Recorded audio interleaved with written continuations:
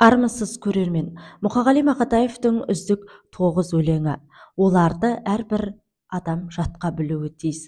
9 ақпан қазақтың ақиық ақыны Мұқағали Мақатаев туған күні.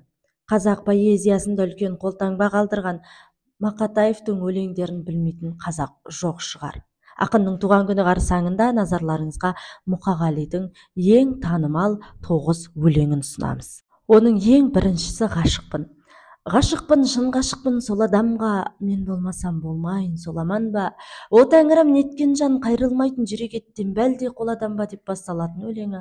Одан кейін Фаризаға, Фариза жан, Фариза қыз, өмірде ақындардың бәрі жалғыз. Шыдай ақыры жалығармыз, бірімізден біріміз арылармыз деген өлеңі. Үшінші, үш бақытым. Әйелдер ай, және сенің көзің түпсіз терең тұңғиықтан жаралған, сонда жатыр менде жүрген орындалмас бар арман деген өлеңі. Одан соң, бүгін менің туған күнім ғой бәләй, мына халқым неге жатыр тойламай, банкет жасап берер едім өзім-ақ тәңірдің бір жартпай-ақ қойған-ай деген өлеңін ұсынамыз. Соңғысы тағы әке деген өлеңі.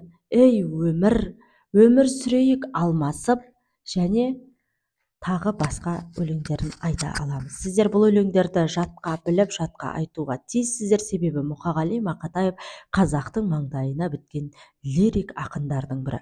Оның өлеңін тыңдаған адам жан жүрегі елжіреп, еліне деген, ғашығына деген, барлық өмірге деген махаббаты ашылары сөзсіз. Сіздермен бірге Уақыт ТV YouTube арнасы.